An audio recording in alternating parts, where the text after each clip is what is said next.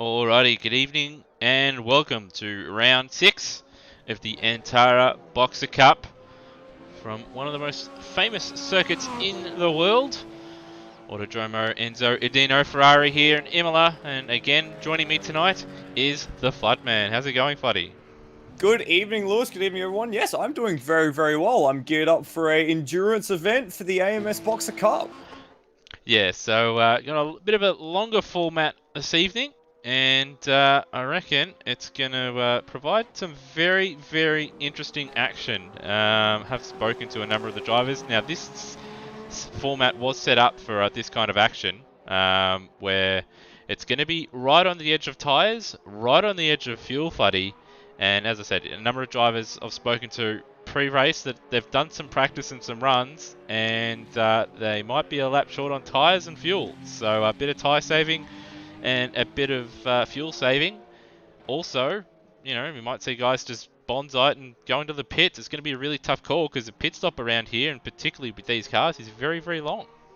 Yeah, it's a sort of similar situation to Gold Coast, what we had last time out, where the pit lane is so long and the cars are going past so fast that there's a massive penalty for having to take a pit stop. But on the other hand, yeah, if you're running the tires that long, you're going to be in a bit of trouble at the very end of the race. And we've seen multiple occasions this season where people have had to uh, suffer with ruined tires for a bit of a stretch. So it could be a bit of a tortoise and the hare situation tonight. See who really goes for it and who decides to conserve a bit more. Yeah, it's certainly going to be a bit of a game. We may even see drivers that maybe take it easier on their tyres, but know they're going to be a little bit short on fuel, and may just do a splash and dash, but not change tyres, because in the pit stops with this mod, the tyres are the things that do cost you the most amount of time. So a little bit of a splash and dash will save you time, but you're not going to have any tyre left, and that is a literal means you won't have any tyre left at the end of the race. If you don't change tyres. So that's going to be something to look out for. So we might see some of the guys that are normally the front runners travelling along a little bit slower than normal this week. So it should be an interesting night of racing.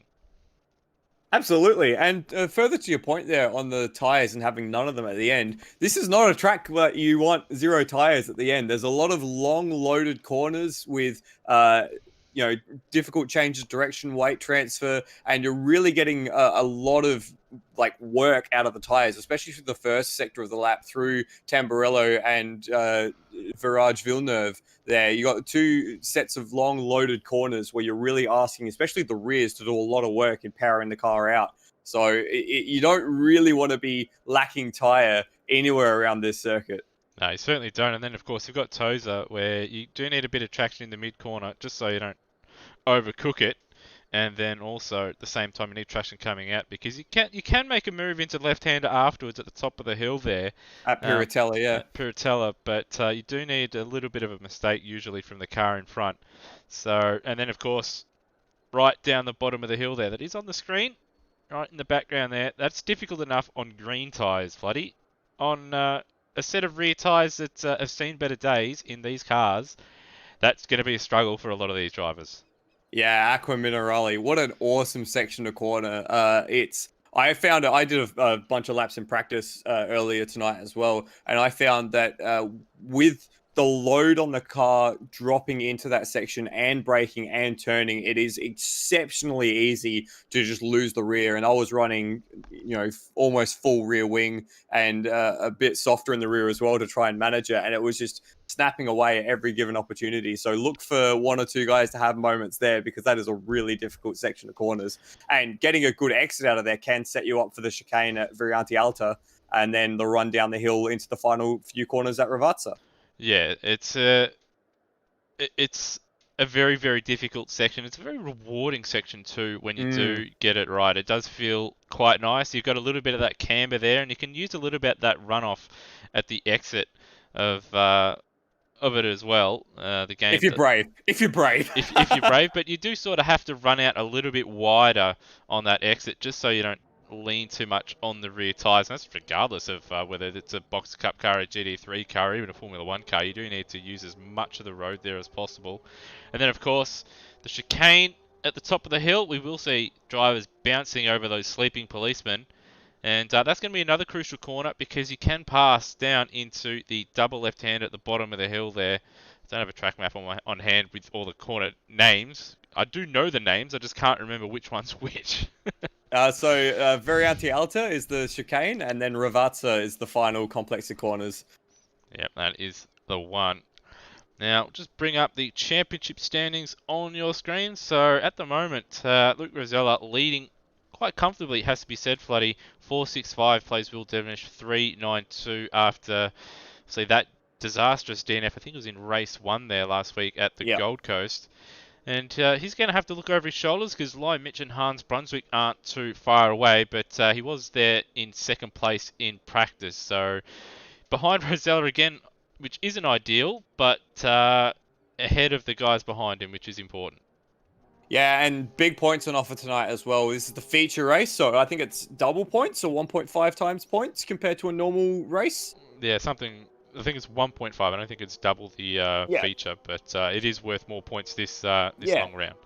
So Devonish has a chance to really claw back some of that advantage that he lost from his big mistake at Gold Coast, which saw him DNF the feature race. So that one really hurt his title chances. And with not too many rounds after this, it's going to be a big turning point at this point of the season, because after this, we've only got 3 more rounds and not too many more points on offer. Yeah, so every race now is important, but this one for Will is mightily important if he wants to put Rosella under any kind of pressure in the championship. That said, though, we do have a very close battle between Lyle Mitch and Hans Brunswick.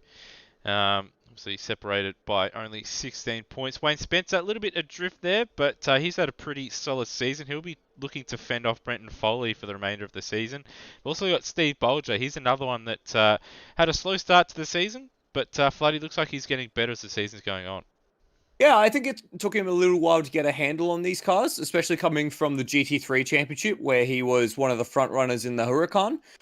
These cars certainly very different to the GT3 example as well. So it took a little while to get the hang of these cars, and I think that's true across the field as well.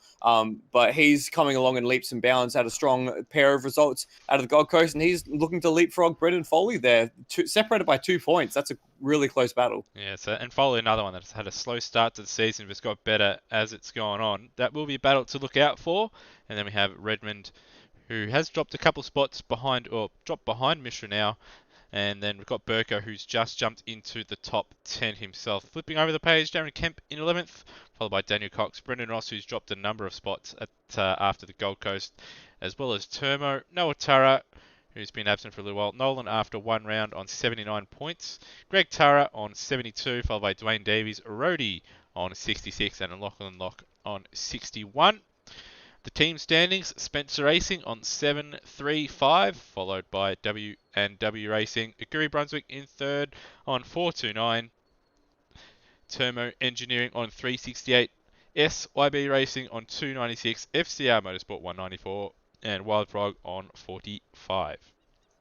Yeah, that gap at the top of the team's championship has grown exceptionally large after the Surface Paradise round, with both W&W racing cars having that problem. So they're really going to have to come the long way back to get into that team championship battle.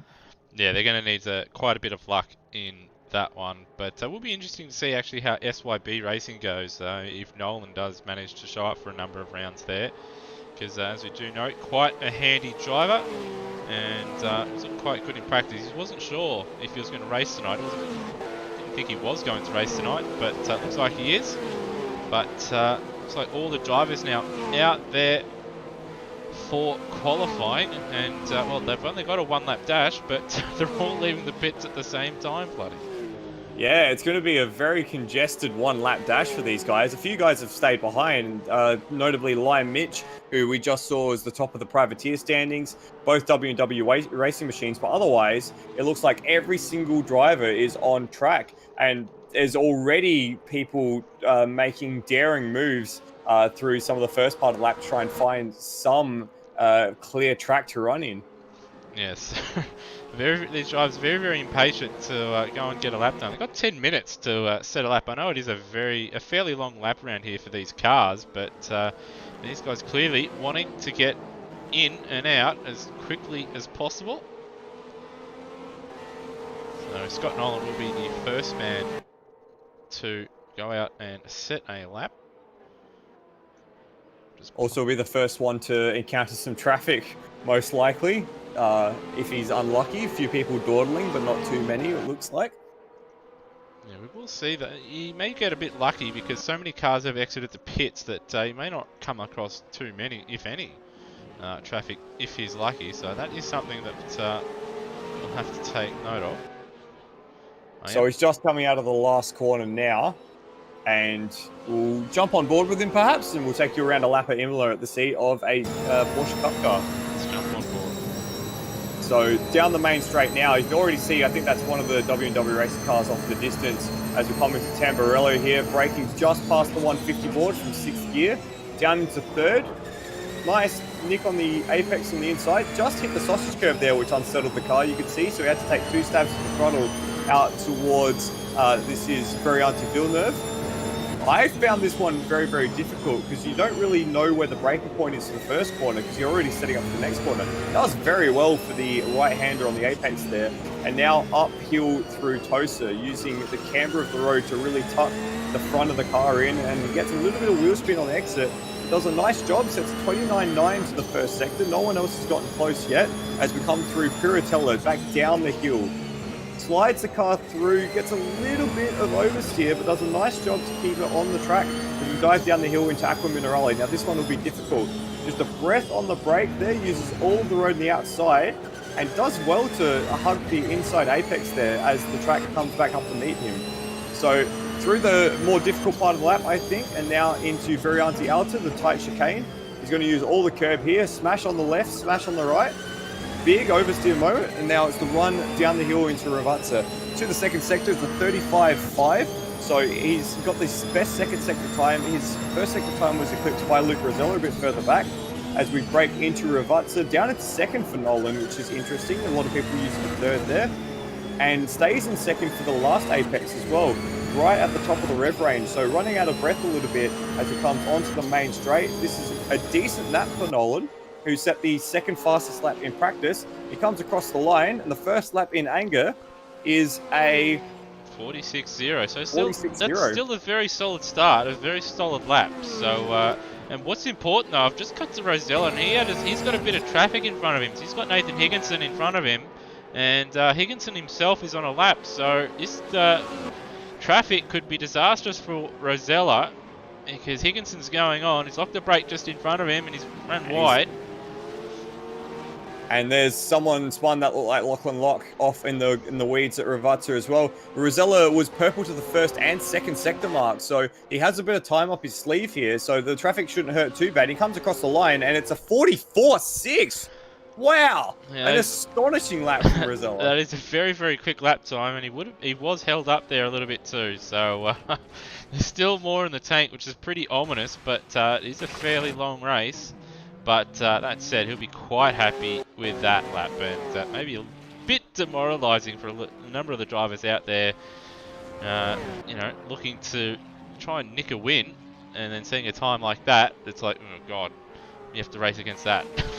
Yeah, that's a bit of a sleeper. That's the fastest lap of the night so far. That's so fast that Will Devonish, who's just come through the second sector split, is down by 7/10. And this is the other championship protagonist in this battle for the Boxer Cup by AMSOZ honours as he comes through Ravazza. That must be an absolute knife to the chest for Will, who's looking to claw points back.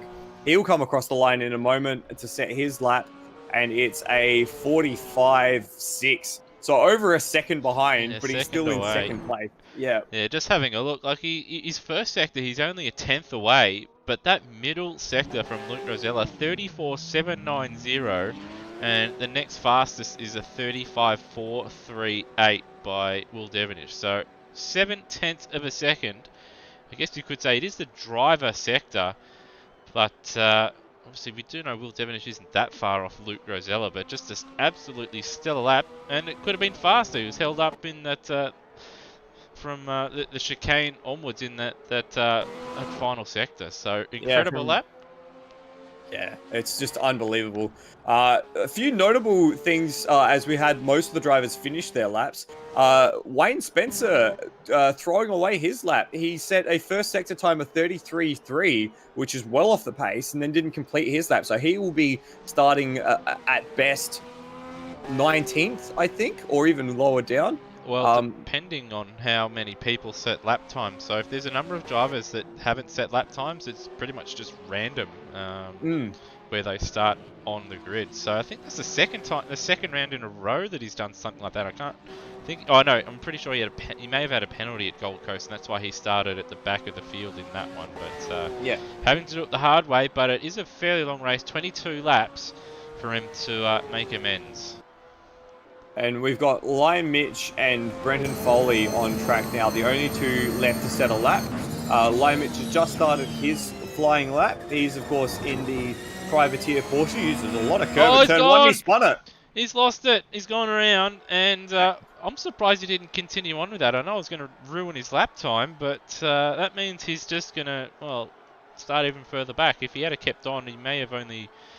he could have maybe pipped Avenger Bennett if he got it going around quick enough, but... and he would have definitely been ahead of Wayne Spencer as well. Yeah, so disaster for Lion Mitch, our Privateer Cup leader.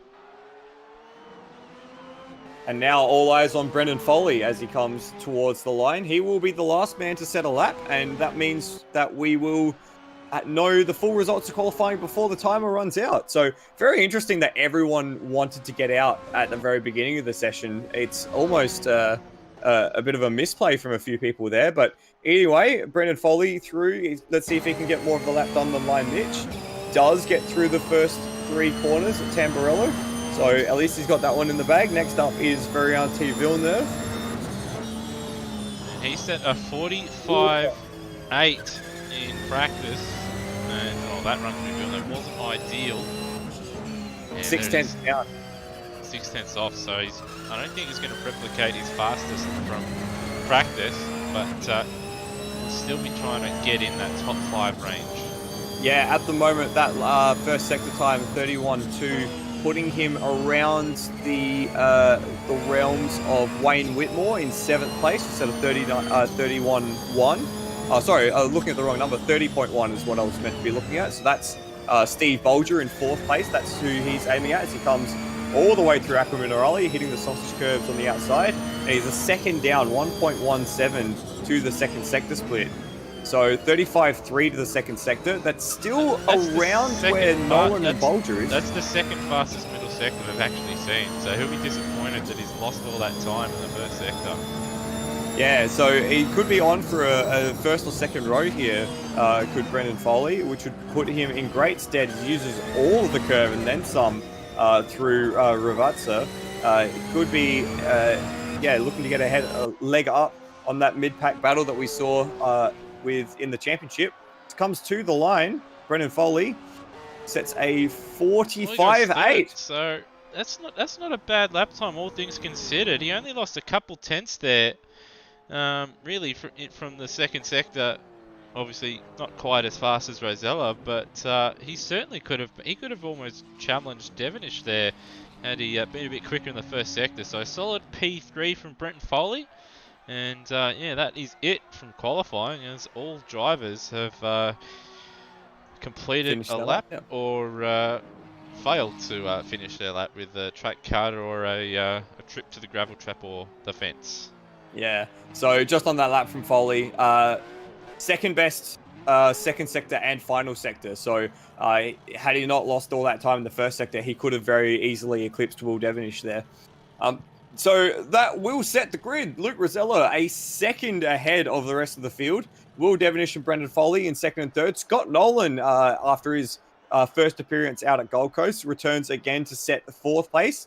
Steve Bolger, Hans Brunswick, Ujit Mishra, Wayne Whitmore, a good lap to finish 8th. Scott Murrell and Daniel Cox is your top 10.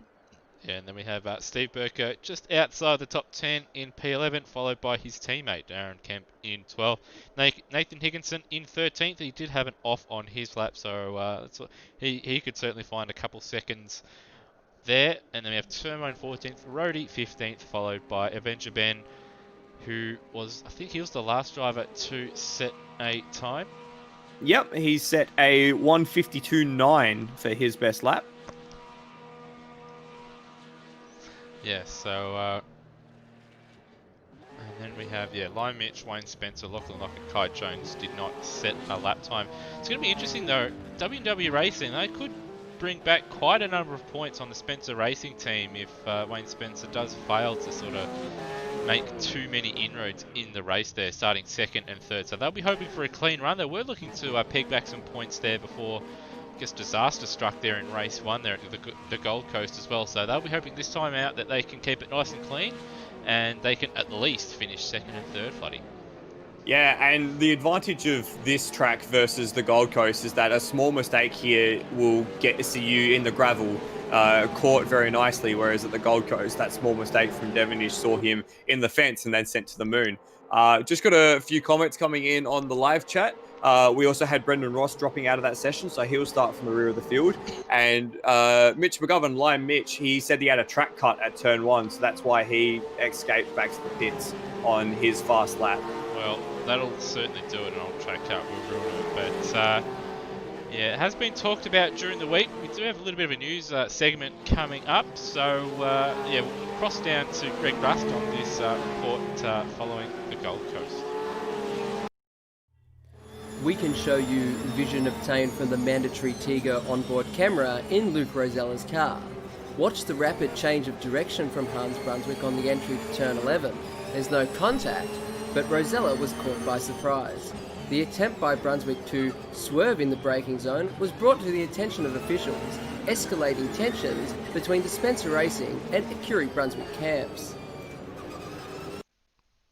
So you didn't move on the brakes. Is that why I nearly fired into you? Luke, this is my question, mate. Yeah, but I'm just asking a question. You didn't move on the Well, I'm brakes. not going to answer your question. Well, don't answer it then. If you don't want to answer it, then that's your problem. Any further comments? I'm fighting for a championship here. I'm trying to do the right thing, and I've got guys that are getting in my way. Mate, we're not just going to pull over and let you win the championship. That's not car racing. We've got sponsors on the car, and we're allowed to race you. We're not just going to pull over and let you win the thing. I'm sorry, but that's not the way it works. Any other questions? It doesn't need to let you past either. Get over it. Brunswick copped a stern talking to for careless driving, his first offence of this type in AMSOZ competition. Despite the severity of the punishment, which was inconsistent with other incidents of this kind across the weekend, Brunswick maintains he's innocent. He won't appeal, preferring to settle the title on track, not in the steward's room. It's failed to stop a wave of condemnation, Rosella maintaining the rage in Imola this week. And well, Floody, well, that was it. Big blow-up between the Curie Brunswick and Spencer Racing camps. A little bit of moving under braking, and Rosella not too happy about it, but obviously disappointing that they had to take it out to each other in the middle of a press conference, but sometimes it is the heat of the moment, and it gets the best of them sometimes. Well, I think Luke had reason to be aggrieved there. You know, he'd committed to making that move, and then all of a sudden the Brunswick Mobile was in the space that he was intending to occupy, you know, through no real fault of his own. So he has a reason to be aggrieved, but I think both of them could have handled it just a little better on both accounts. But Hans does have a point. You know, they're not just going to give Rosella the championship. Of course, they're going to have to get in front of Rosella to prevent that at this stage, and he's looking good to run away with it at the moment. Yeah, so Hans, is doing his best out there, trying to get through the field, put a couple cars between himself and obviously our championship leader. And I think maybe in that case, it was just looking at the car in front as opposed to, realising Rosella's right behind him. So a little bit of an interesting one, but Rosella just expecting people to roll over, which in motor racing, it's not the case. People aren't just going to let you go by, even if you are the nicest fella. And even if you're the worst fella, they're going to race it regardless. I think if you're the worst fella, then we'll probably race you a little bit harder. I certainly would. If I knew someone was going to blow up, I might just push them over the edge. No, it's good to see a little bit of fire though with these guys.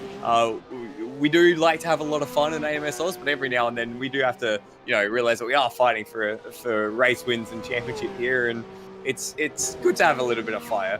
On that note, though, you've been talking quite a bit this year about driving standards and driving integration and racecraft, and using a big focus on moving under braking and what is and what is not okay. So it's something that you've harped on quite a bit this year, hasn't it, Lewis? Yeah, moving under braking, it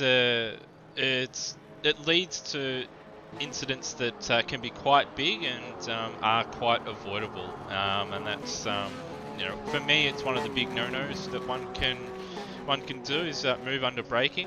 We have seen a couple incidents in GT3, or at least in the main series that we had in GT3, and it did cause some quite nasty incidents. So I do try to stamp that out as soon as possible. In this case, I think it can be a little bit awkward at street tracks and around corners. Like just in this one here, turn 1 at Imola is also an interesting one, because you do sort of move to the left a little bit, and if there's a car next to you, it can be a bit line ball. But it is one of those things that if you do cut it out, it avoids a lot of hassle later on down the track. And thankfully here at AMSOZ, we've seen people have taken that to heart, and you don't see it all that often, and when people do it, they own up to it. So it's good to see that the things that we have harped on about in drivers' briefings and practice nights and stuff like that, they get listened to, and as a result, we have big grids with people enjoying their racing, because they're not getting sent off or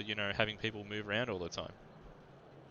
And at the end of the day, that's what it's really all about. It's about getting involved in participation, and if everyone's on the same page about creating a good experience for people running, whether you're at the head of the field or at the tail end of the field or in the middle of the field, that's what you want to see. And quite honestly, in my almost 2 years of being a part of this community, I've seen a great improvement in the racecraft and a great community around it. And so, yeah, it goes to show what a good job you guys have done.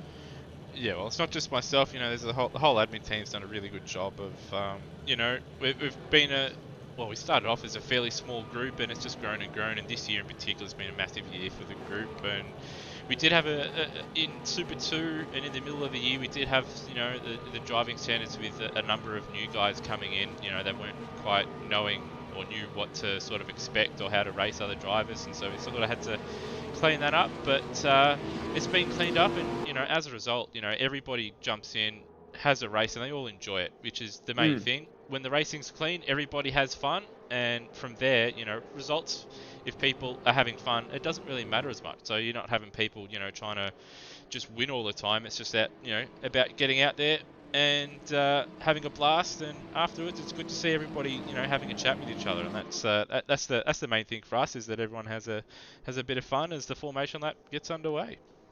Yes, and we have our championship leader Luke Rosella leading us away, a 1:44.6 in qualifying, to put him a second up on the field, including his main championship rival Will Devonish in second place. Brendan Foley is out of third. He'll be looking to keep his good run going. And then it's Scott Nolan, the SYB Racing Machine.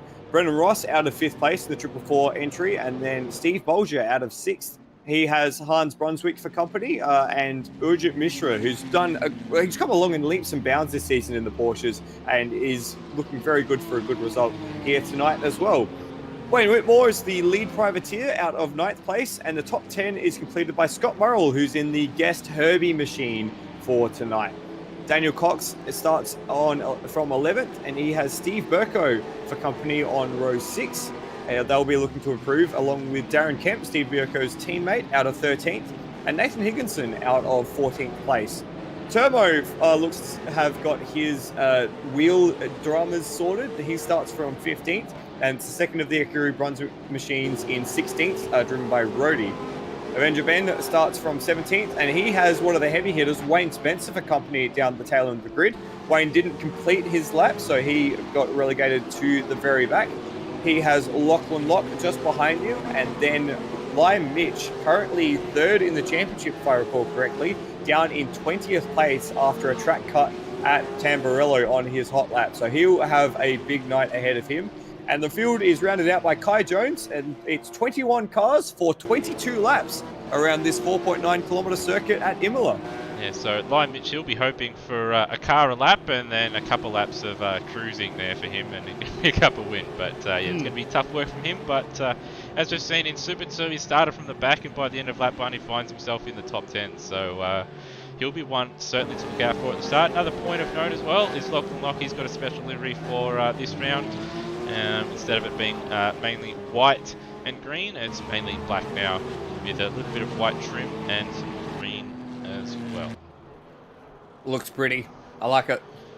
Yes, it is a nice looking grid as the drivers now form up. I do wonder if there's enough cars actually, if down the back of the grid, that maybe the back row may have a little bit of a curved grid to deal with. Let's just have a look as they form up. Lion Mitch back there, so yeah, maybe just on a slight angle. No, looks like they're all just. If you had a couple more cars, would have been awkward. Number of drivers pointing their cars to the middle of the road as the lights come on for 22 laps of Imola. Away we go. Looks like a fairly even start from most of the runners, and into turn 1 they come. Rosella takes the ascendancy into turn 1. He's untroubled. There's a few little biffs and budge further back. That was Will Devenish and Scott Nolan nose to tail as they came through Tamburello. And now Hans buys into it as well. Oh, he's off again. Little bit of contact with Devenish there, and Hans slots into 4th. Devenish has dropped like a stone. He's down 4 places into 6th at the start of the first lap. Yeah, he went off again at the exit of turn 3 there. Got Rosella having to go a bit defensive into Tozer. He's got Foley looking to get a move done, and he's going to need to get it done pretty soon. So I reckon this first couple of laps we'll find out really who's done a bit of testing or who's going to just go for it and pit, and who's going to try and save their tyres and fuel here. So that's going to be one thing to look out for here early on. But Rosella, he's got Foley right behind him, a little bit further back. They're almost 3 wide here down the bottom of the hill. Devenish and Nolan side by side. They've got Bolger just in front of them. Bit of contact between Nolan and Devenish there. And Devenish might have to give that back. He's certainly gained an advantage by going off track there.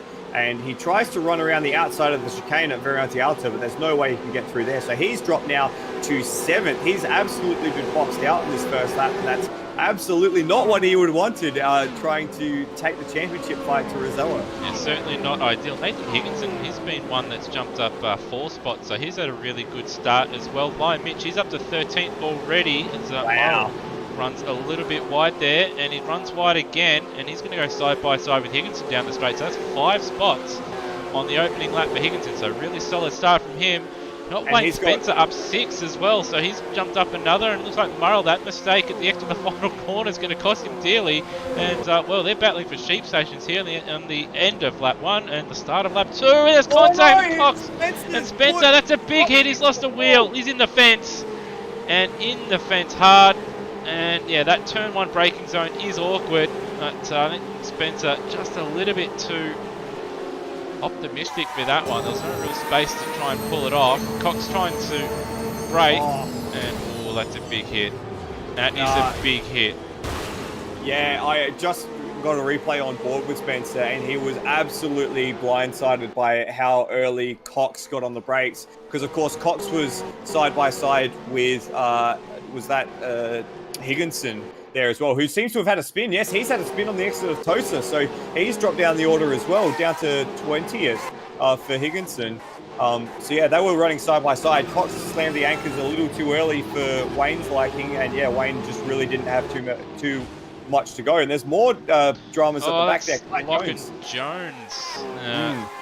Both having an off there, so just cutting back to Locke. So Locke's lost it on his own here. Oh, and he's just ended up right in the middle of the racing line and made a little bit of contact with Kai Jones. He had nowhere really to go. He was trying to avoid it, but just not enough space. And it's all happening here at the start. A little bit of drama. Luke Rosella hasn't really dropped Foley as Vikansa Mishra just running a little bit wide there at Ravazza 1. And Devenish down 5 spots in 7th, right behind Nolan. I wonder if it's in his mind that maybe I just do pit early on here, make sure I'll have the fuel and at least have a number of laps where I'm going to have clear air. Because, he's got Nolan right in front of him, and then he's got Bolger and Brunswick. He needs to try a little bit something here, or something different here, Floody, if he wants to get himself back into play. Yeah, exactly. You can't win races by following the guy in front, and unfortunately for Will, he's already lost something to the tune of 6 seconds, 7 seconds to Luke Rosella at the moment. And he's going to be stuck in this train with Hans Brunswick, Steve Bolger, and Scott Nolan. And look who's raging up behind him as well. That's Lion Mitch just in the background, up 12 spots. So he's had an absolutely stonking first 2 laps to jump up into 8th place. So for Will, I think you've got to start thinking, how do I improve my position without trying, without fighting, without getting stuck? So an early pit stop might be on the cards for Will. On the other hand, Rosella, he's out in the clear. He's got 2 seconds gap over Foley. It looks like that early race nervousness has calmed down for Rosella, and he's got a little bit of an air gap now. And Brendan Ross is doing a good job to sit in 3rd at the moment. So good showing from Ross. We've been really waiting for him to show us what he's got underneath the right foot. He looks like he's finally showing it.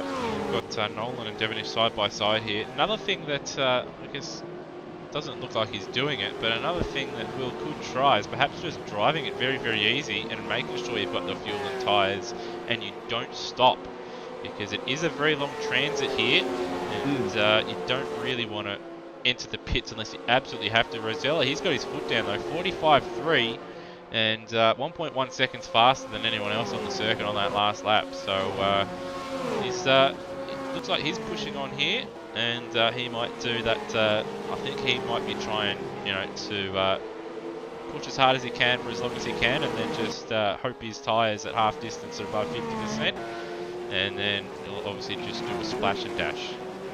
Well, one of the great, I don't know quite know how to put this, the great reducing factors, one of the great uncomplicating factors is Devonish tries to dive down the inside of Bolger at Tosa. Very difficult to get a move on the inside there as the track really unsettles the front of the car.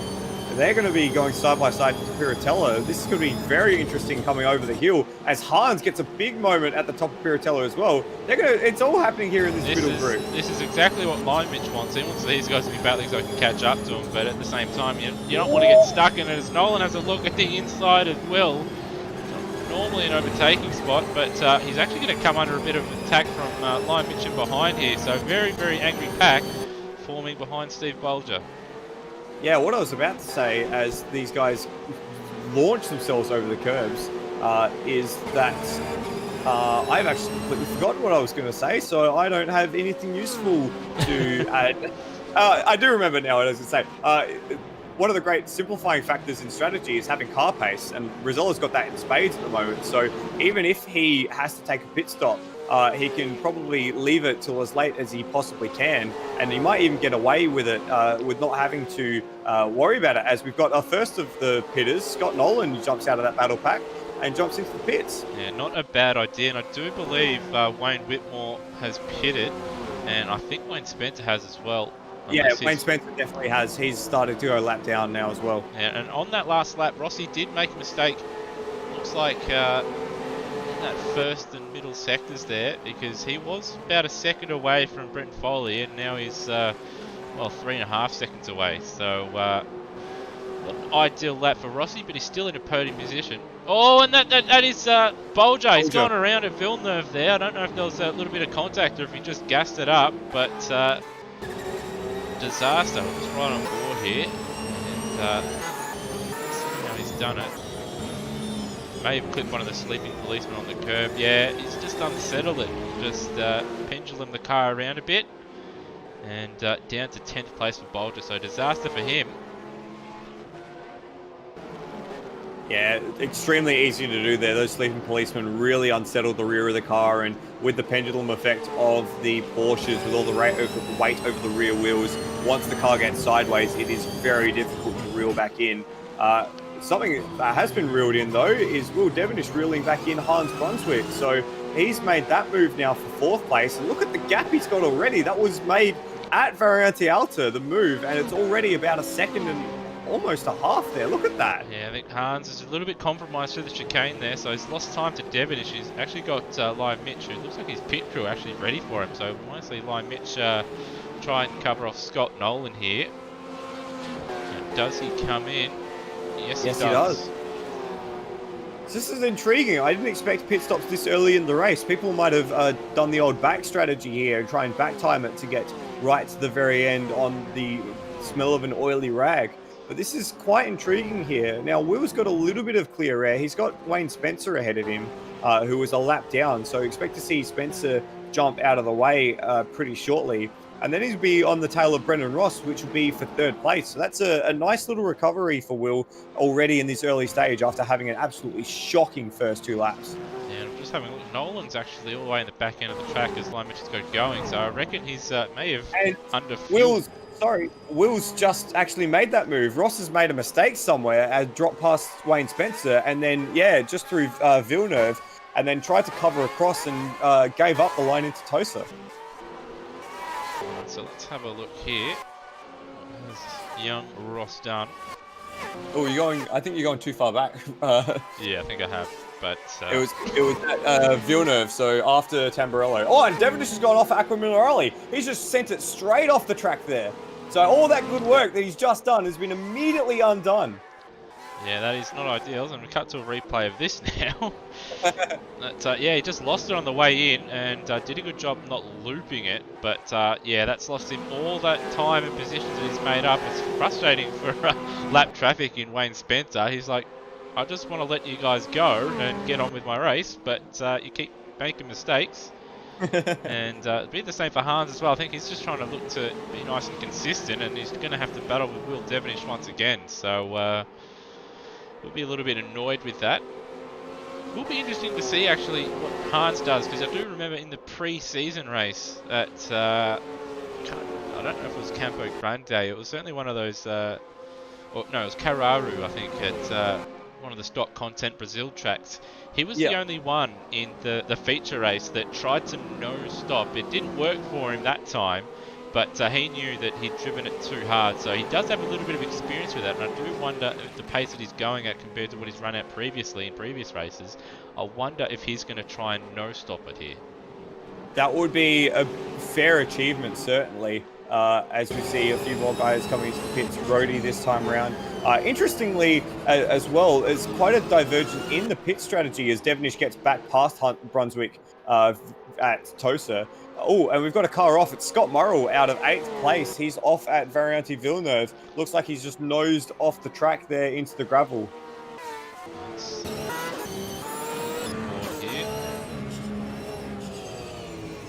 Yeah, carried too much speed in, couldn't pull it up, and he went into a nice little adventure into the fence on the exit there. So what I was about to say before Morrow's incident interrupted me is that if you look at the guys who have stopped, most notably Lime Mitch, who stopped just behind Hans Brunswick, of course, and then Scott Nolan, who was in that battle pack as well.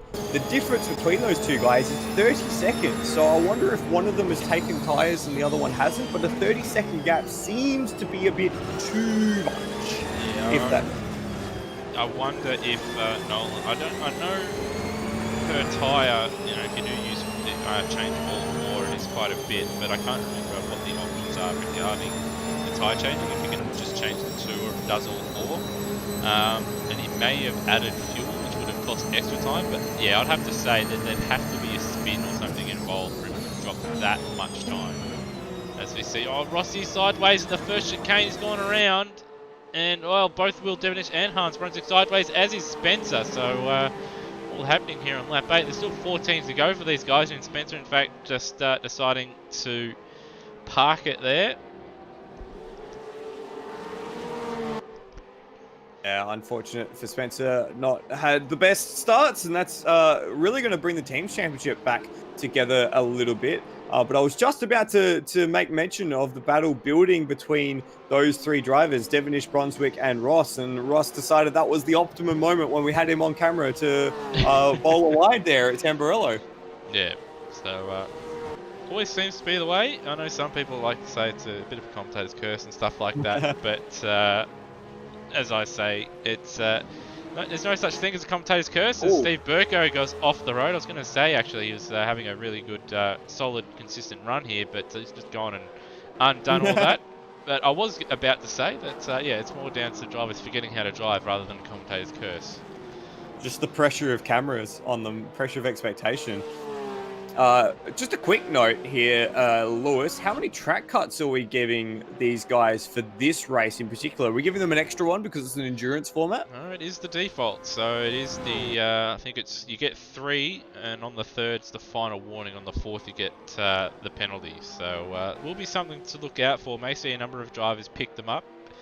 The exit of the chicane at the top of the hill is an easy place to get one, and it's the same with, what was it? The double right here in the middle sector, I can't remember the name. Aqua Minerale. Aqua Minerale, yes. Yeah, that one in particular is a difficult one. I will just keep tabs on that because I've already seen Brenton Foley pick up another track cut, which I think makes it 3 for him. Oh, and he's wide again at Villeneuve. That slowed him down and would have cost him time. But yeah, that would be something to take note of. As you can see, for those that are trying to follow along, we do have some live timeouts. So amsoz.liveraces.com/live, and it will give you a list of servers that you can select, and obviously you'll see the race server, and you'll see that, yeah, on that last lap, Foley completely blanked. Same with Nathan Higginson, he picked up a track cut last time out as well. As did Scott Murrell. Yeah, so a number of drivers now, tyres getting fairly old, and just struggling at the moment. So let's have a quick look through the field at the minute. It is Luke Rosella with a 10-second gap now over Brendan Foley, who's just coming through Variante Alta, the chicane on the back straight now. Will Devonish is the next driver along, very aggressive over the curbs there. He's a further 7 seconds back, and then it's Hans Brunswick, Ujit Mishra, who's done a very nice, quiet job to move into 5th. Brendan Ross after his early spin, and then Steve Bolger in 7th place. He also had a spin early on, as did Steve Burko, we saw a few laps ago. Lion Mitch is the first of those who have made a pit stop. We're not quite sure on his strategy because we're not sure if he's taken tyres or not, but he is the first one that we've definitely seen make a pit stop. Then it's Scott Murrell Termo, who's up 4 positions from where he started. Darren Kemp, Nathan Higginson, who we just mentioned had a track cut last lap around. Lachlan Locke, Scott Nolan, who also took a pit stop, but we're a bit bemused as to why he's so far back. And then Wayne Whitmore, who we're pretty sure also took a stop. Rhodey, Avenger Ben, Kai Jones, and then the 2 DNFs so far, Wayne Spencer and Daniel Cox, who got tangled at the first corner of the second lap. Yeah, so that is the run through of the standings. Got Rhodey, Avenger Ben, who did just cycle through and see, he's entering the pits now, and Kai Jones there, all a lap down now. 11 seconds between first and second, and then we've got about 7 or so between the 2 W and W cars. They're looking to quite a inroads into the Spencer Racing team, running 2nd and 3rd, but still quite a ways to go. And you never know how this race is going to pan out, with a lot of difficult corners, lots of tyre wear, and a possible pit stop still to come. So it's still all up in the air. But yeah, you did mention Mishra. He hasn't made a mistake, and he's actually been quite solid these last few laps as well, hanging around Hans Brunswick, who, as we know, he's no slouch, and finds himself in a very good P5. Yeah, out of those 3 drivers there, Mishra, Brunswick, and Brendan Ross, he was the quickest to the tune of about 4/10 over Brunswick. And I've got to say, he's been probably my most improved through this series. He got a stellar result at Autopolis, a really surprising result there, but has used that as a basis to really kick on. And we're almost expecting him to finish in the top 5 each week now, which is a marked improvement from where he started this series and started his journey with AMSOZ, rather. Yeah, so it's been good. It's been good to watch. Yeah, he's not the most spectacular driver. He's not going to set lap times that are, going to blow people away. But it just seems to be that, he might not have the quickest qualifying times per se, but then you get into the race sessions and he always seems to just get through the races, doesn't overdrive the car, and it's very, very easy to do in these rear-engine cars, and he avoids spins and mistakes, and he's able to pick up some really solid results, as we can see right now as he's running in P5. Yeah, consistency is always a bigger factor than outright pace in these endurance races, and I'd argue even in sprint racing as well. If you're constantly worried about making a mistake or constantly driving on edge, then you're going to lose out more times than you don't. So Mishra, he's had his consistency in driving and consistency in lap time has been what has impressed me most. And so he's done a really good job. Now, I have been just looking at the timing, and as we know, Lion Mitch, the leading driver that has pitted, and looking at his where he is on track, so he's 46 seconds off the leader, but I'm looking at him, say, compared to Will Devonish and Hans Brunswick. I'd say if Hans let's say Hans pits, he's going to be behind Lion Mitch, and I'd say he might not even be too far behind Will Devonish either, if he does elect to pit. So that's going to be something to look out for as the race wears on. Of course, Lion Mitch isn't going to have too many tyres left, or too much tyre left at the end of this race, but he's going for the in early, get some clear air strategy, and looks like it's working so far, even though he's right behind Steve Burko at the moment. Yeah, he's done a great job starting from last position on the grid. Just diverting away from that conversation, want to briefly mention Will Devonish, last 2 laps around has been within a tenth of Luke Rosella, so he's holding that gap. The problem is that gap is 20 seconds. We've got pit stops. Mishra, Brunswick and Brendan Ross all in the pits, and they're going to all lose that major time to Lion Mitch. So he's going to be well ahead of these guys. Looks like Mishra has changed tyres. I did see his car up in the air. Just trying to see. As has Hans. It looks like they're doing rears predominantly at the moment. So Lion Mitch is already through. Lion Mitch is on the tail of Steve Burko, and he's on his way to Viranti Villeneuve right now. So on his way to Sector 2. Hans is making his way through the pits, as is Mishra. They're back on the move. Burko's gone around at Villeneuve. He's, again, he's just pendulumed around, got on the marbles, and, around he goes. That's a drive-through for Hans. Speeding in the pits, that would be on the way in, I'd imagine. I do wonder, though, if Lion Mitch didn't take tyres, because he's well out in front. And that's going to be very interesting the last few laps for him, and to see if his tyres can make it. Yeah, you've got to say that he hasn't taken tyres there's no way that he's managed to get through this, get that much of a lead without taking tyres. That kind of makes sense as well, considering where these guys, Brunswick, Mishra, and Ross have come out in relation to Scott Nolan, who we're pretty sure did take tyres. They've actually come out a little bit behind Nolan, to the tune of about 10 seconds. So that makes a bit more sense, considering that they were all in a battle beforehand. And we've got Brenton Foley in the pits now as well.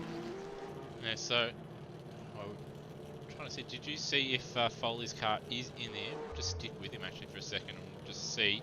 Takes about 30 seconds to change 2 tyres. Yes, it looks like he is changing tyres. So he has changed the fronts, and he's now changing the rears. So and we've got Bolger also in. So Lion Mitch is going to jump those guys. But again, he's taking a massive gamble here. I like it, because, he could end up in the lead here. But the problem is he's not going to have much tyre left in the end. So he has to make hay while the sun shines. Otherwise, at the end of the race, he's going to have no tyre and no gap to the likes of Rosella and Devonish behind him. Yeah, it's going to be a brave strategy for Lion Mitch. Very bold. These guys, of course, are all coming in because we just crossed half race distance. We've just started lap 12 here at Imola. So and we've got Wayne Whitmore spinning at Aqua Minerale after he spun at Tosa. So not a good lap for Wayne. Here's Hans taking his drive-through penalty as well. So he's going to drop down the order. Nolan's done a great job with the pit strategy. If he's taken tyres to move through and make hay while he had the track space ahead of him. Bolger is coming back onto track now. He's pretty safely sitting in 9th. He'll have Brunswick behind him. And I'm assuming that there's not anyone on their way down the main straight. There is, in fact, and it is our race leader, Luke Rosella, who's now put Brunswick in 10th place, a lap down.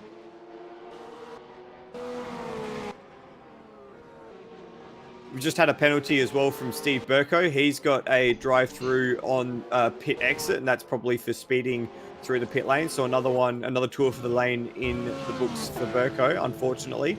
Got Devonish in the pits as well. He's changing tyres as well. So it seems that tyres has been the way to go here. So it'll be interesting to see whether or not Devonish can put more inroads into his passing his teammate. As Rossi just scoots past him. Was Rossi in the pits again? Must be. Yeah, must be. Where is he? He's down in 16th, so he must have maybe forgot to add fuel or something. Because the penalty didn't come up on screen unless he got it at the same time that Hans Brunswick did. Looks like he's got actually a little bit of damage to the front left of his car there, so I reckon he's hit a wall there and he's had to try and repair it. So disaster for Brendan Ross after a promising start to this one.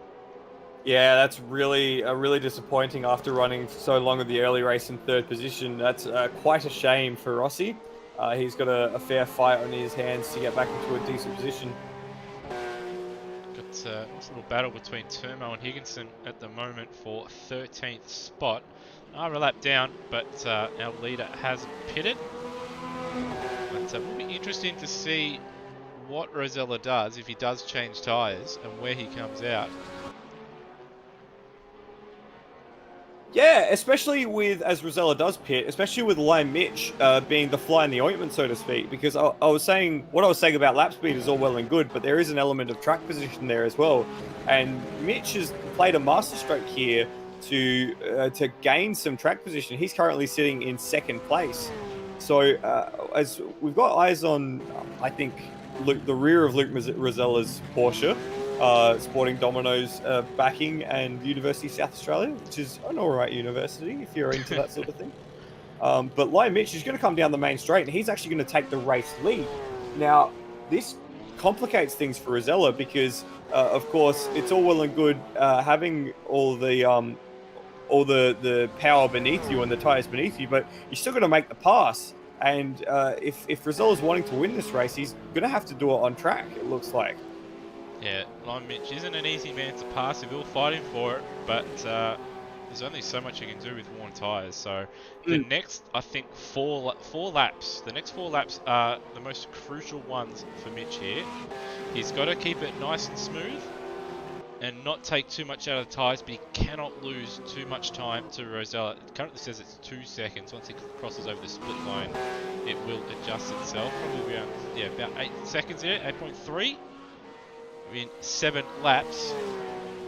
And of course, we did see a 44 in qualifying, and the fastest lap of the race has been a 45.3 for Rosella. The last lap for Lime Mitch was blank, so it looks like he picked up a track cut. So a track cut, sector 3. So coming back onto the main straight as he goes very wide through Aqua Minerale again.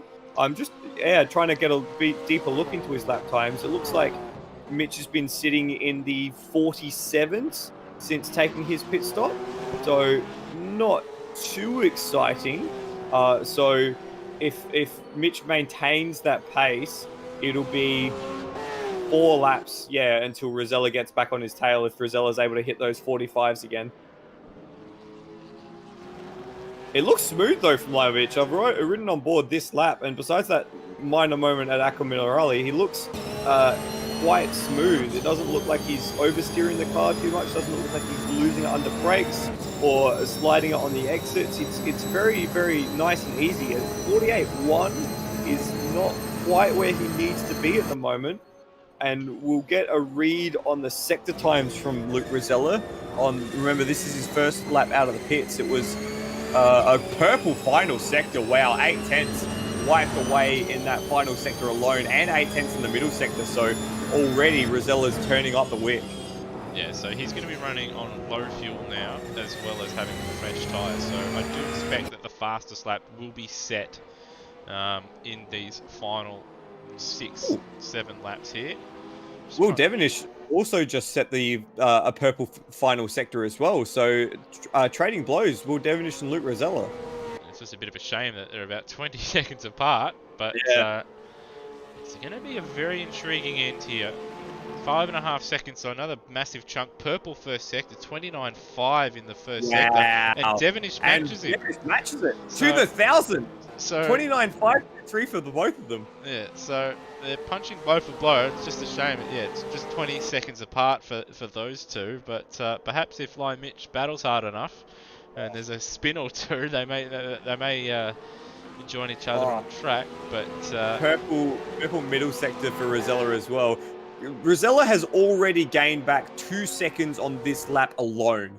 It's astonishing the pace difference that Rosella has over Lion Mitch at the moment. So I think everything I was saying about Lion Mitch being a fly in the ointment, I throw it out the window, basically. He's done a great job, but I don't think that gap is going to hold on for too much longer. well, it's one thing to catch it, is another thing to overtake it. Even though they have made modifications to the circuit compared to how it used to be, particularly this very long straight there we go, 44.577. That would have been good enough, I think, almost for pole position. I think he said a 44.5 as well. That is the best lap of the evening. The Yeah. 44.6 was his best lap in qualifying.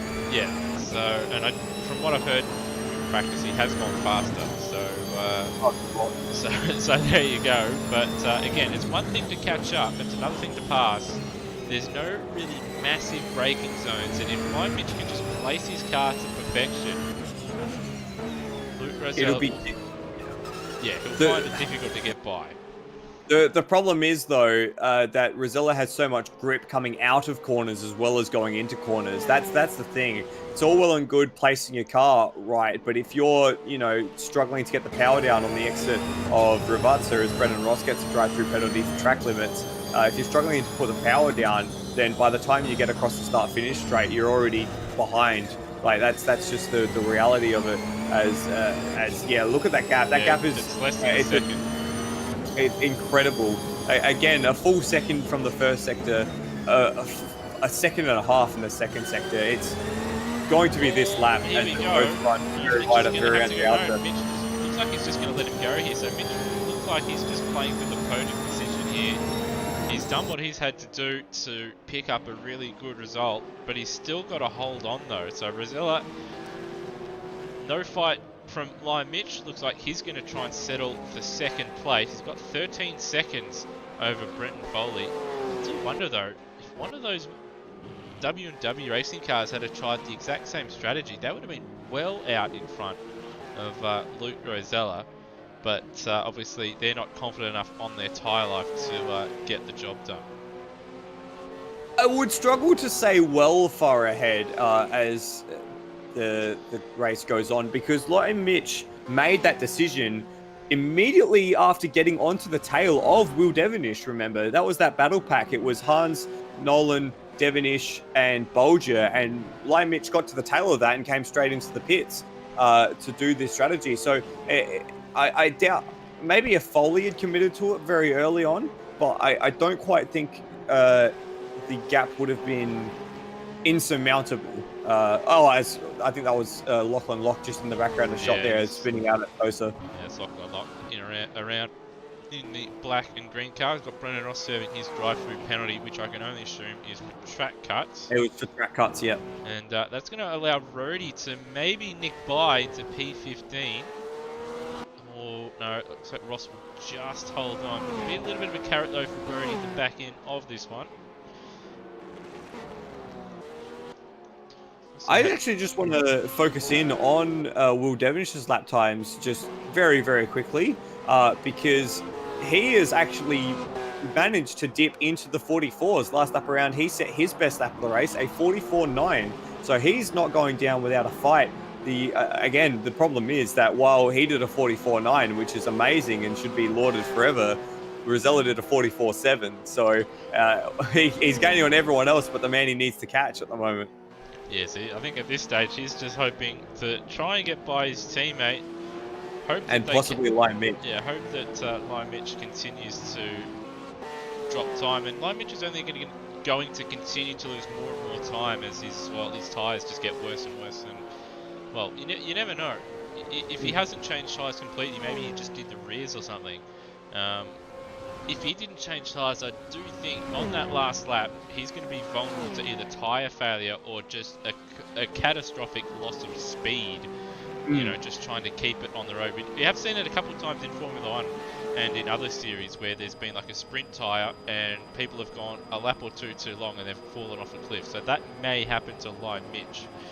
And we're starting to see the first signs of that now. He had a very scrappy first sector, a 31-1, and you're starting to see him oversteer on exits as he's pulling the power down, and it's really beginning to struggle in the privateer machine. You can see it again through Piratella, just wagging the car on exit.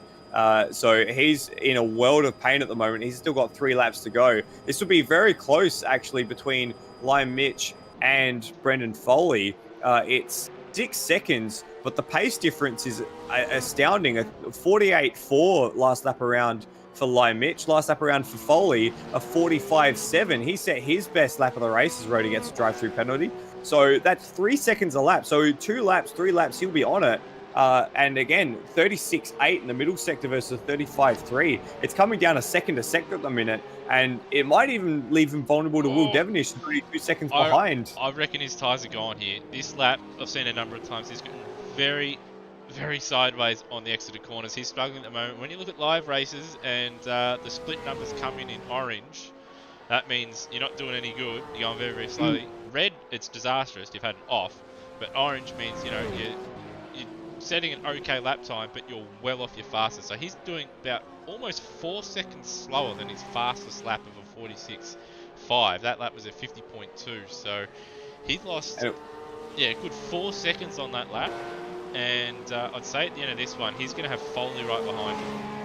Yeah, it was 2 seconds slower than what he'd set the previous lap as well. So he's been sitting in the 47s. We made mention after Rosella pit that Lime Mitch's average was about a 47. It dipped into the 48s, and then now, 150. And you can see him struggling with the car through Tosa there. Really, really struggling to get the rear of the car stable. And again, 31-1 to the first sector, losing a second and a half to Brendan Foley. And you can see him in that camera shot. There's Foley. And there's Will Devonish as well, just holding the camera off at Piratella. So the W&W Racing guys are definitely in the mix here with only 2.5 laps remaining. And you can see as we ride on board with him, he's driving that thing as carefully as possible. He knows that if he gets a little bit too much wheel spin or puts a little bit too much steering lock on, he is going to loop that car. So he is driving that thing as carefully and as straight as possible to try and hold on to a podium position. But as we go to the outboard shot, there's Brendan Foley. He's right there, and I think it's a matter of time before Lime Mitch spins or loses position. But there he goes, and that's is just absolutely falling apart. So there goes Lime Mitch's chance at the podium. He was 2 seconds slower in the middle sector, and I would not be surprised at all to learn that he had a puncture there. And he's going to not come into the pit, so he's going to battle on. That spin would have taken a bit out of the rear right tyre as well, so he's going to be struggling here, but he does have a 13-second gap to Nolan behind, but he's going to have to tread very, very carefully these next 2 laps. But I don't know if he's going to make it. I reckon he may have a failure. Driving on eggshells, is the old adage there, and he is struggling big time. Really struggling, yeah.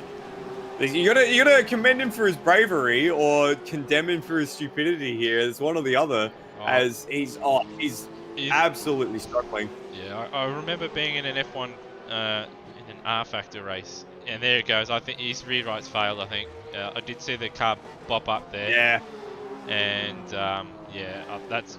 Oh, we got Nolan off behind him as well at Villeneuve, and the way he's struggling to get out, he's got a puncture for sure here.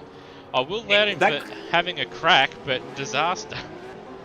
This could condemn him to a non-finish as Ujit Mishra passes him as well. This could see him not just fall off the podium, but fall off of the points, fall out of the race. And that's Steve Bolger going past him as well. He can't get it out. He's going to get it out but yeah, he's got a puncture. You can see as he's accelerating away, that rear right just spinning away and tyre marks being left. Now Hans will get by him. Murrell will probably get by him. because I do expect that Lime Mitchell Pit, you're not going to be able to do 2 laps like that. Oh, it would be tight to goes see round whether or not again. you lose time. The problem here is that he's blown a right rear, and all the corners, or most of the corners around here, are left-handers. At least some of the big ones are. So he's going to struggle to get back to the pits, and he's going to lose a heap of time. It might just even be easier for him to wait to get lapped and just cross the line. As I've got eyes on the battle for second place, W&W Racing going at it. Brendan Foley, Will Devonish, nose to tail now. That gap has come down in leaps and bounds. And I'm not sure that there's team orders going on here because Foley isn't moving over for him. I did want to bring that up, as I did see the gap come down, and I was thinking, would there be team orders with Foley try and, let Devonish go to help him for the Drivers' Championship? Well, I don't think there's any team orders, and it's a race to the finish for those two. Yeah, very, very close between the pair of them. Last lap around, Devonish cut the gap down by 0.8 of a second, so he's still got the outright pace over his teammate as they come through Piratella down the hill into Aqua Minerale. Foley with a little bit of a wiggle there as they go into the braking zone, and he's being terrorized by his teammate. Uses all of the road and then some through Aqua Minerale here, now into Variante Alto. But while this is all happening, we've got to remember up ahead is our race winner, but Devonish is going to try to go around the outside into Variante Alto. Can't quite get it done. And is he going to have enough pace to set it up into Ravazza and then onto the main straight? He is close enough for a move, as Luke Rosella does come home to take a commanding win. It's a little bit of a lock-up, though, for Foley to cut back to the battle for second between the two W&W cars, but Foley right out sideways, and we've got Devonish running wide on the exit, but Foley will take second place, a well-deserved second place for Brenton Foley. Didn't have the outright speed over his teammate, but had the consistency and got away well, so nice result from him. Will Devonish, nice recovery for third in the end, and we do have Nolan now coming through the final couple corners here. He'll finish a very solid P4 for SYB Racing. And remember, we were all very perplexed about his early pit stop and whether or not he'd be able to get to the finish, but he's done very well there. Well, to gain positions as well through that pit sequence. So 4th place for Nolan as he bins before the line? Yeah, I'm trying to crosses the line. I think the line is a little bit further. Yeah, it was a little bit earlier on, just after we did that spin there. And then we've got Misha, very good effort there in P5. He'll come home ahead of Steve Bolger and Hans Brunswick, who'll be kicking himself after that drive-through penalty for speeding on the entry to the pits, I believe. And then we have Scott Murrell, just a few corners to go from him in 8th. Burko in 9th, and Lime Mitch got home a lap down in 10th after Exactly what I said.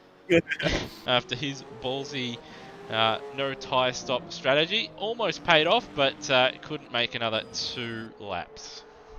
Yeah, he was the first of the lap runners. Termo came home 11th place. Lock on Lock finishing in 12th. Darren Kemp 13th. Rhodey came home 15th. Nathan Higginson 15th position. Avenger Ben in 16th. Brendan Ross DNF'd after his second penalty, as did Wayne Whitmore, Kai Jones, Wayne Spencer, and Daniel Cox on the second lap of the race. But our race winner, a commanding flag-to-flag victory almost for Luke Rosella. He was behind for a grand total of 2 laps, in which he gained back 8 seconds to pass Lime Mitch for the race lead again. So Luke Rosella is just an absolutely commanding victory, and he's really taken to these cars, hasn't he? He's just shown that he is the Boxer Cup maestro at the moment. Well, I have spoken to him, and this mod isn't quite as good as what he likes. These cars in this series is like among his favourites to drive and race. So that's probably another reason why he may do a little bit better and put in a little bit of extra effort. And as you can see, it's paying off in the results. He's been really, really good. These longer races, he always seems to step it up a notch. And fantastic effort in qualifying, and he bettered it in the race with a 44.5 while he was chasing down Lime Mitch. So, yeah, once again, the kid is dynamite, as they say. And again, another commanding win. We've got him in the booth with us. Luke Rosella, an unbelievable night of racing for you. You managed to get a second ahead in qualifying, and then you blitzed everyone in the race. What a great race! Congratulations. Yeah, thanks, Floody. Yeah, it was pretty, I wouldn't say flawless, but it was a really, really good performance by me. Yeah, really happy with my qualifying lap, despite getting maybe a little bit held up by, I think it was Higginson at the end there. But yeah, really good lap. And yeah, another win in, like you said, longer format races, which is good for the championship as well. Yeah, you've taken every single feature race or longer race so far this season, so that's a nice little feather in your cap. Yeah, like I said, I think a few races ago, I think I'm really good in consistency in the race sort of performance. I'm lacking a bit in qualifying. Well, I say that, and I've got pole by a second, but yeah, I really like the races here. It demands quite a high skill level because the tires wear a lot, and the car starts to get really loose towards the end of the stint, so it sort of rewards drivers that are nice and smooth. And but yeah, it's a nice sort of stat to have, I guess. Other questions for you, because you've just outperformed everyone's expectations so far. Yeah, I don't really know what to say. You just had a perfect race. Maybe not perfect, using your own words, but a very close to perfect race. Yeah, yeah. Like I wouldn't call it flawless. I had a few mistakes. Ran off the road, got a bit of a track cut. But yeah, it's probably one of my favourite tracks against Gold Coast on the calendar. I've done a lot of laps around here and various other simulators as well. It's a really good circuit, and but yeah, I'm really happy to get another win in the Boxer Cup. Well, congratulations! It was a well-deserved win, and you were the fastest all night. So yeah, congratulations on your win. Thanks, Floody. Second place tonight was Brendan Foley. Brendan, a great start from you, jumping off of third from the grid. I just want to talk quickly about qualifying, because you had the entire track to yourself. Did you feel that weight of pressure with no one else on the track while you were running on it? Not really. It was more because I was giving my legs a stretch before I did my lap. But I was a bit annoyed at myself in qualifying because I got a slide on through turn 4 or 5, one of them. Very And yeah. yeah, absolutely destroyed my lap. I feel like I lost almost half a second. But overall, the night, I'm really happy with second place as a result. Yeah, you should be as well. Did nice work to get to that position, hold off Brendan Ross in the first stint, and then your teammate late on in the race. Talk us through a bit about that. We noticed the gap was coming down. We were wondering if team orders would come into it, but you guys raced it to the absolute line there. Yeah, me and Will always race fair. We don't really need team orders too much because we know we're not going to punt each other off. I don't think we ever have. But I'm notorious for destroying my rear tires, and that's exactly what was happening as I was chasing Lime Mitch. And by the end of it, those last 2 laps were pretty on the pretty knife edge. And I was sliding all over the place. And Will did a really good job at catching back up from getting caught up early in the race. Does that implied pressure of having someone to chase and then also someone following, someone closing in, does that really up the ante in the latter part of the races, or is this something you can put out of your mind? It definitely does, especially when you know that the person behind you is a little bit faster, because you're always thinking about where they're going to attack you. Do you run defensive? And then, like, obviously the penalty of running defensive is that you're normally slower for the next corner, and they could crisscross and things like that. And knowing Will, I've raced him for many years now, that if you give him a little incentive, he's going to put the car there. So I had to make sure that I maximized my run as much as I could to hold him off.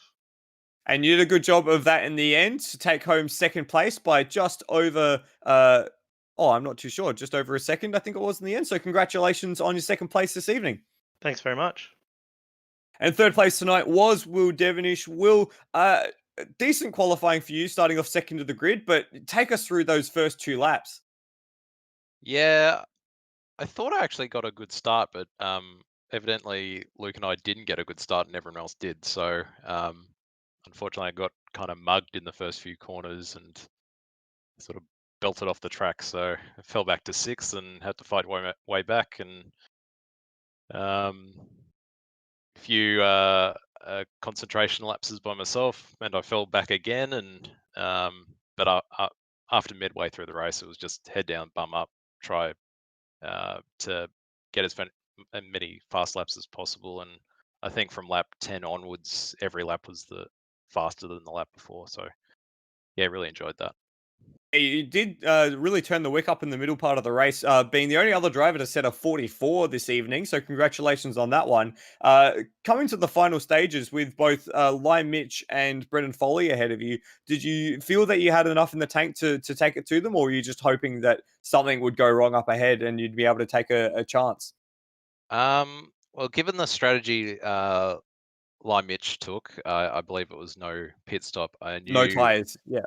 yeah, knew he'd be really struggling. I know after 12 laps on tires, I was struggling. So um, I was able to watch his counter come down 3-4 seconds a lap. So um, admittedly, I wasn't really focused on Line Mitch too much. It was just trying to close the gap to Foley. But yeah, it was sort of just the last lap dash with me and him, which was, I think we just had a bit of a game of it, and it was tons of fun. Yeah, it looked a nice little battle right at the very end. Third place tonight though, and for you and Foley in the teams championship, that's a great result. With Wayne Spencer having a bit of an off night, but in the for the drivers championship, what can you do to get back on terms with Luke Rosella with 3 rounds remaining? Um, don't really know. If he's performing like he did tonight, he's just gonna run away with it. Every other track, I think I could safely say, yeah, I could match his pace if I really pushed it. Tonight he was in a league of his own, so yeah, we'll see what happens for the next few rounds. Fair enough. Well, congratulations on your third place tonight and your recovery from your poor start, and best of luck for the rest of the season. Thank you. And Lewis, it was a bit of a quiet round of action compared to what we've seen a few other Porsche Cup or Boxer Cup events, but nonetheless very intriguing. Luke Rosella is just in a league of his own at the moment, isn't he? It was just unstoppable tonight. Yeah, it just seems to be just that step above everybody else at the moment. And as we heard in the the interview there, that obviously these cars, but specifically this track, is one of his favourites. And usually when you come across someone that's quick and they're racing on one of their favourite tracks, it's usually for a reason. And yeah, we saw it tonight. He's quite quick around there and was able to just blow the doors off everybody. So it's going to be difficult for people to beat him, I think, in the championship from here. But in the end, we still have 2 championships to play for. So he still could, have a bad round and throw him off. It would be difficult, but you never know. But that teams championship after tonight with see that Spencer at DNF, it's going to make things interesting, and it still gives W&W, those 2 guys, even though they may not be able to catch Luke, it still might give them a shot at least picking up one title with the team standings closing up once again. Yeah, only take one off night or one disconnect or one problem for that gap at the top of the championship to come rocketing back down again. So with 3 rounds left, it's still all to play for. But Rosella seems to definitely have something special under his butt in that Boxer Cup car. Yeah, he certainly does, and yeah, he's going to be a tough man to beat for the rest of the season. That said, this was a one-off round where there's only the one longer mini endurance race with was it 22 laps tonight. So we're not going to see this format again, but with a couple of these obviously formats remaining with these reverse top 8, we could see a bit of drama. He could run into someone and have a DNF or have just have a poor round. Like perhaps Will did. We have seen him have some PC issues, which give him a little bit of lag. That could worsen up. Hopefully it doesn't happen, but you just never know with the way online simulator racing can go sometimes. Yeah, certainly. It's all a bit up in the air, regardless of where you are. But you got to say as well, just focusing on some other drivers down the grid, Devonish certainly had pace when he was in clean air. It was just a matter of that start really boxed him out down the field, and we made the comment that it was 8 seconds after the first 2 laps, and he never really gained that back. But I just want to really point out Scott Nolan's result, maintaining a 4th position through the race. Very well done there. And Ujit Mishra up 3 spots to 5th. That's an outstanding result for Ujit, who just seems to be going from strength to strength. Yeah, it was a really solid night from him. Obviously, qualifying probably would have liked to have been a little bit quicker, but in the end, you just got to set a nice little solid, banker lap most of the time out, and he was able to do that. Was able to avoid all the drama, a little bit of the drama that can happen at the start, and then wasn't as quick early on as the other guys, but the guys in front of him made pit stop mistakes, like Hans Brunswick coming in too quick and picking up a drive-through, or, we saw Bolger have a couple offs, and a few others, make some errors there. And he didn't do that. He didn't make a mistake, or at least a mistake that we saw, and he ended up picking up a really solid P5 in one of the longer format races. So it wasn't like the top 8 reverse, in a sprint race format. He earned it around one of the longer races where there is a pit stop involved. Yeah, so congratulations to Mishra. And we've just got Mitch McGovern, Lime Mitch, in the YouTube chat saying that the no tire strat was worth a go. So we're proud of you for having a go, Lime, but it didn't quite work out in the end for him. Still, a 10th place is a fair result, I reckon, starting from last.